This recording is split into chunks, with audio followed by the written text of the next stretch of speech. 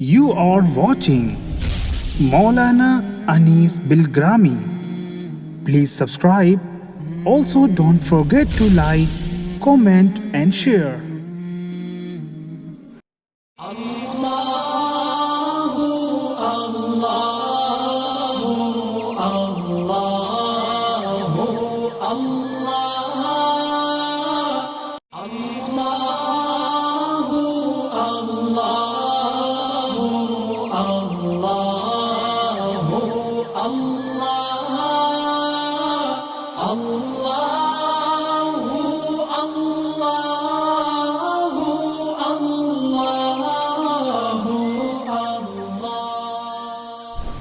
السلام علیکم ورحمۃ اللہ وبرکاتہ۔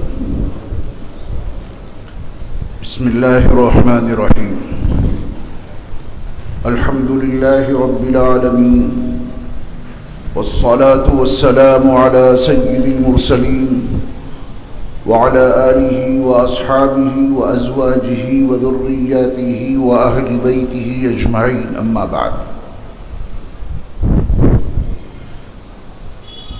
یہ حج کے مہینے ہیں جس میں ہم اور آپ اپنی زندگی کے شب و روز گزار رہے ہیں۔ الحج اشہر معلومات، حج کے چند معلوم مہینے ہیں۔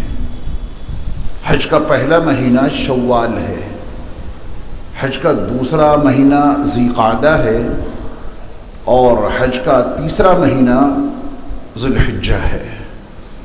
یہ حج کے مہینے ہیں جس میں ہم اور آپ اپنی زندگی کے یہ اوقات گزار رہے ہیں۔ ہمارا اور آپ کا یہ مذہبی فریضہ ہے کہ اللہ رب العزت والجلال نے جن کو اتنی مالی استطاعت عطا کی ہے کہ وہ اللہ کے گھر حاضر ہو سکتے ہیں، تو ان پہ حج فرض ہو جاتا ہے۔ وَلِلَّهِ عَلَى النَّاسِ حِجُّ الْبَيْتِ مَنِ اسْتَطَاعَ إِلَيْهِ سَبِيلًا، اللہ کے گھر کا حج کرنا اللہ ہی کے لیے ان لوگوں پر لازم اور ضروری ہے جو وہاں تک پہنچنے کی استطاعت رکھتے ہیں۔ اللہ تعالیٰ نے اپنے بندوں کو مال عطا کرنے کے لحاظ سے الگ الگ طبقوں میں تقسیم کر رکھا ہے۔ انہوں نے جسے چاہا مالدار بنا دیا، انہوں نے جسے چاہا اسے غریب بنا دیا، انہوں نے جسے چاہا اسے متوسط درجے میں رکھا۔ یہ ہماری اور آپ کی کسی کارکردگی کا نتیجہ نہیں ہے کہ مال مل جاتا ہے۔ کم عاقل عاقل عایت مذاہبہ، کم جاہل جاہل تلقاہ مرزوقا۔ بڑے بڑے عقل مند لوگ نان شبینہ کے محتاج ہیں، ایک وقت کا کھانا نہیں ملتا، اور ایک سے ایک انگوٹھا ٹیک مال دولت کے انبار لگے پڑے ہیں۔ یہ کیا ہے؟ ایک مستری، ایک بیلدار، آپ کو خوب معلوم ہے کہ محنت کون زیادہ کرتا ہے۔ راج مستری کے بالمقابل بیلدار کی جفا کشی زیادہ ہے، لیکن راج مستری کے پیسے زیادہ ہیں، بیلدار کے کم ہیں۔ انجینئر صاحب تو اے سی روم میں بیٹھے ہوئے ہیں، کچھ خاکے تیار کر دیے، نہ کوئی اینٹ اٹھائی نہ لگائی، ان کو اور زیادہ پیسے ملتے ہیں۔ انسان کی اپنی کارکردگی کا کہاں تک دخل ہے، اس میں بھی اللہ کی مرضی شامل ہے۔ وَمَا تَشَاءُونَ إِلَّا أَن يَشَاءَ اللَّهُ رَبُّ الْعَالَمِينَ۔ اللہ تعالیٰ جس سے جو کام لینا چاہتے ہیں اس کو اس کی صلاحیت عطا کر دیتے ہیں۔ انسان کا اپنا اس میں کوئی بھی تکوینی امور میں دخل نہیں ہوتا، یہ اللہ کا اپنا نظام ہے۔ حضرت موسیٰ علیہ السلام کے خاندان کا ایک فرد جسے قرآن نے قارون کے عنوان سے متعارف کرایا ہے، بڑا غریب انسان تھا۔ حضرت موسیٰ علیہ السلام سے متعدد بار اپنے مالدار ہونے کی دعائیں کرائیں۔ موسیٰ علیہ السلام نے بار بار منع کیا، لیکن جب وہ نہیں مانا تو اللہ کے کلیم موسیٰ علیہ السلام نے اس کے لیے مالدار ہونے کی دعا کر دی۔ اللہ تعالیٰ نے اسے اتنا نوازا کہ اس کے قصے زباں زد عام ہو گئے. لوگوں کے درمیان بڑے مشہور ہیں قارون کے خزانے. اس نے یہ کہا تھا کہ میں غریبوں کو دیکھتا ہوں تو دل پسی جاتا ہے، چاہتا ہوں کہ میرے پاس بھی کچھ مال ہوتا تو میں ان غریبوں کی، یتیموں کی، مسکینوں کی، محتاجوں کی، بیواؤں کی خوب مالی خدمت کیا کرتا. اور موسیٰ علیہ السلام اسے سمجھاتے رہے کہ تیرے رب نے تجھے جس حال میں رکھا ہے اسی حال میں رہے. مگر اس کی خواہش تھی مالدار ہونے کی. اللہ نے اسے اتنا مال دیا. اور جب موسیٰ علیہ السلام نے اس سے کہا کہ اللہ کے بندوں پر ویسے ہی احسان کر جیسے کہ تیرے رب نے تجھ پر احسان کیا ہے، تو تیرے پاس کسی چیز کی کوئی کمی نہیں ہے، اب اللہ کی راہ میں خرچ کر. تو اس کا جو جواب قرآن نے نقل کیا ہے، قرآن قصے، جہاں قرآن میں قوموں کے عروج و زوال کے تذکرے موجود ہیں، اس کا مقصد اس کے سوا کچھ نہیں کہ قرآن کے پڑھنے والے ان قصوں سے، قوموں کے عروج زوال کی تاریخوں کو پڑھ کر قرآن کے حوالے سے عبرت حاصل کریں، نصیحت حاصل کریں. قارون نے یہ کہا تھا قال انما اوتیتہ علی علم عندی، مجھے تو مال کمانے کا ہنر آتا ہے تو میں نے مال کما لیا. اس میں اے موسیٰ نہ آپ کی دعا کا کوئی دخل ہے نہ اللہ کی عطا کا کوئی دخل ہے، مجھے مال کمانے کا ہنر آتا ہے تو میں نے مال کما لیا. رزلٹ فخسفنا به وبداره الارض، زمین شق ہوئی اور یہ قارون اپنے تمام خزانوں کے ساتھ اور اپنے تمام محلوں کے ساتھ زمین میں دھنسا دیا گیا. یہ رزلٹ ہے اس کا.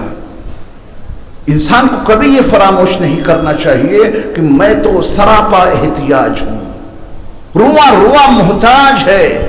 یا ایھا الناس انتم الفقراء الی اللہ، اے انسانوں تم سب کے سب اللہ کی بارگاہ کے فقیر ہو، تمہارا اپنا کچھ بھی تو نہیں ہے، جو کچھ تمہارے پاس ہے وہ سب تمہارے رب کی عطا ہے. اپنے وجود پر نگاہ دوڑائیں، ایک بال کو دیکھیں، اس کے بنانے میں، اس کے بڑھانے میں، اس کے کلر میں ہمارا اور آپ کا کوئی دخل ہے؟ دخل اتنا ہے کہ جب سفید ہو جاتے ہیں تو پینٹنگ کر لیتے ہیں. اور اس پینٹنگ کا حشر معلوم ہے. اس کا حشر یہ ہے کہ جتنے بالوں پر پینٹنگ کی اندر سے سفید نکل پڑتے ہیں. یہ اندر سے سفید کون نکال رہا ہے جبکہ اس سے پہلے وہ کالے نکلا کرتے تھے. ایک مثال دی میں نے. اپنے پورے وجود پر نگاہ دوڑائیں اور اس میں یہ دیکھیں کہ ہمارا اپنا کیا ہے. کھانے پینے کی چیزوں پہ نگاہ دوڑائیں اور یہ قرآن کی دعوتیں میں آپ کے سامنے ذکر کر رہا ہوں. فَلْيَنْظُرِ الْإِنسَانُ مِمَّا خُلِقَ، ہر انسان کو اس بات پہ غور کرنا چاہیے وہ کس چیز سے پیدا کیا گیا.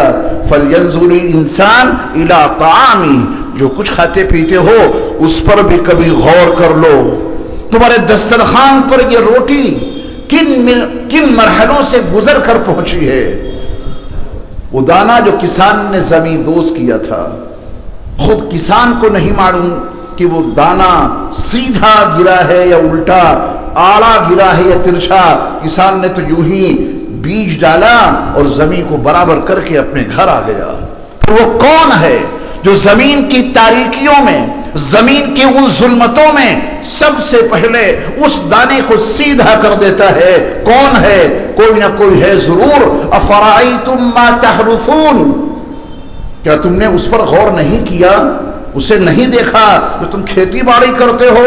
انتم تزرعونہ ام نحن الزارعون، وہ زمین کی تاریکیوں میں پڑا ہوا بیج اسے تم اگاتے ہو یا ہم اگاتے ہیں؟ اس الٹے پڑے ہوئے دانے کو کون ہے جو سب سے پہلے سیدھا کر دیتا ہے اور پھر زمین کے مضبوط سینے کو چاک کر کے اس کی نرم نازک کوپل کو باہر نکال دیتا ہے؟ اس پہ غور کرو گے تو یہ ممکن نہیں کہ لقمہ توڑو اور اس اللہ کا نام لیے بغیر کھا لو جس نے تمہارے دسترخوان پر اس روٹی کو نہ جانے کتنے مرحلوں سے گزار کے پہنچایا ہے. کبھی بسم اللہ نہیں بھول سکتے.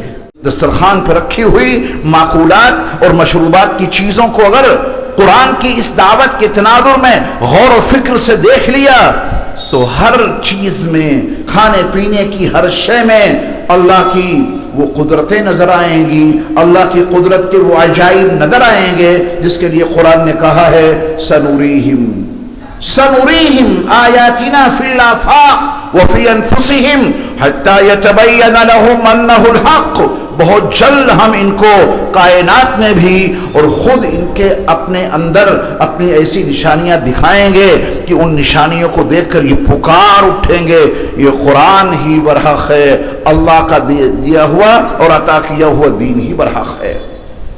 تو ہمارے اور آپ کے پاس جو کچھ ہے، مال یہ ہمارا ہے۔ قارون، قرآنی زبان میں عرض کرتا ہوں کہ قارون محض ایک شخصیت کا نام نہیں ہے، قارون محض ایک وجود کا نام نہیں ہے، قارون ایک فکر کا نام ہے، وہ فکر جس میں پیدا ہو جائے۔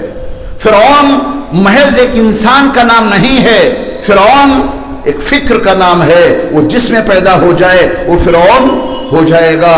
لِكُلِّ فِرْعَوْنَ مُوسَىٰ، ہر فرعون کے لیے موسیٰ ہے۔ قارون کسی ایک ہی شخصیت کا نام نہیں ہے، ایک فکر ہے، ایک نظریہ ہے جسے قارون نے اپنایا تھا، جس کی بنیاد پہ اللہ نے اسے تباہ کیا۔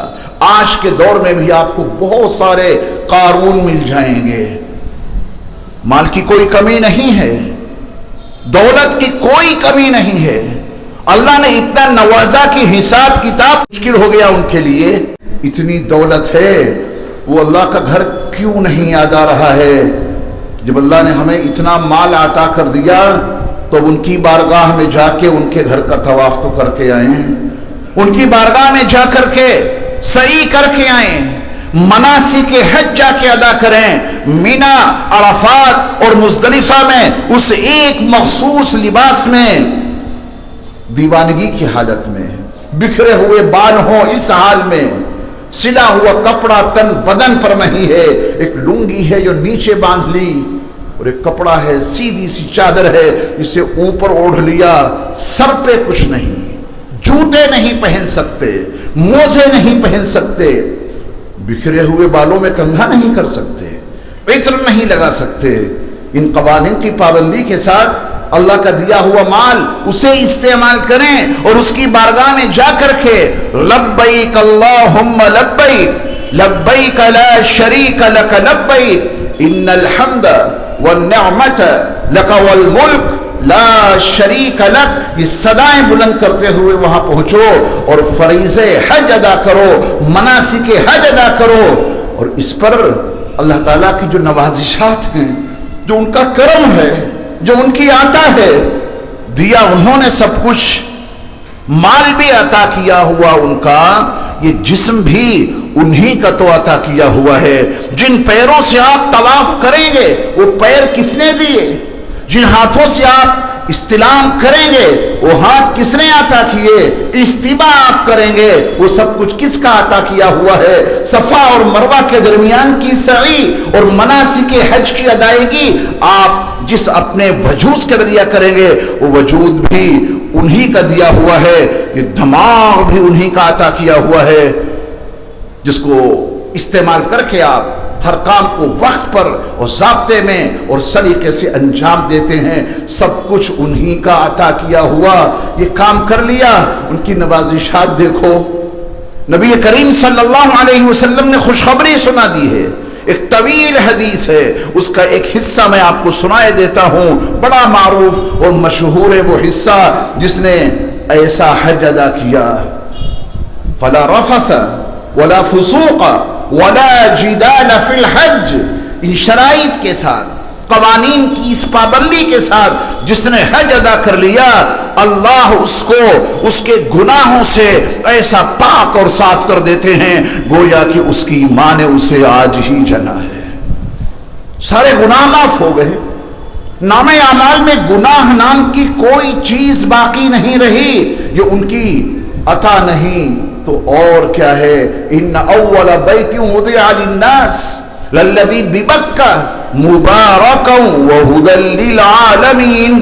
ذرا قرآن کے اس فرمان میں اللہ کے گھر کی حقیقت اور اس کے فوائد کو جاننے کی کوشش کریں۔ کہاں ہے وہ اللہ کا گھر جسے اللہ نے तमाम आलम वालों के लिए बरकत हासिल करने और हिदायत हासिल करने का जरिया बना दिया है। हमारे और आपके लिए मरकज़े बरकत जहां से बरकतें हासिल की जाएं, मरकज़े हिदायत जहां से हिदायत हासिल की जाए, वो कौन सा मरकज है? कुरान ने बताया कि तुम तमाम ईमान वालों के लिए बरकत और हिदायत का मरकज और तमाम इंसानों के लिए, तमाम जहानों के लिए, कायनात इंसानी के तमाम अफराद के लिए अल्लाह रब्बुल इज्जति वल जलाल ने बरकतों के हासिल करने और हिदायत के हासिल करने का मरकज क्या बनाया है? अपना वो घर जो मक्कतुल मुकर्रमा में वाक़े है। इन्न अव्वल बैतिन वुदिअ लिन्नास, ये हकीकत है, अल्लाह का वो पहला घर जो इंसानों के लिए अल्लाह की इबादत के लिए बनाया गया बिमक्का, वो मक्कतुल मुकर्रमा में वाक़े है। और उसकी खुसूसियत ये है मुबारक व हुदल लिल आलमीन। बरकत में और हिदायत में फ़र्क क्या है? बड़ा बारीक सा फ़र्क है। बरकत का ताल्लुक़ दुनिया से है, जिसे अल्लाह की तरफ से बरकतें मिल गईं उसकी दुनिया संवर गई, और हिदायत का ताल्लुक़ आखिरत से है, जिसे हिदायत मिल गई उसकी आखिरत संवर गई।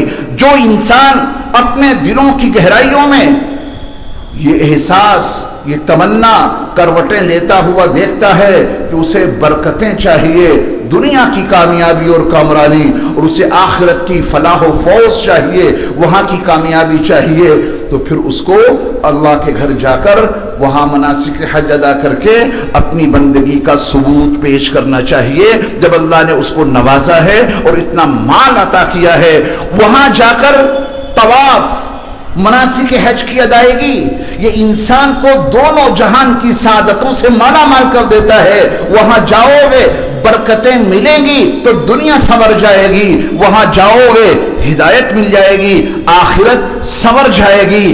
दीन और दुनिया दोनों जहान की सादत हासिल करने का मरकज अल्लाह ताला ने अपने घर को बनाया है। हर इंसान वहाँ नहीं पहुँच सकता। मन इस्तता की कैद लगी है।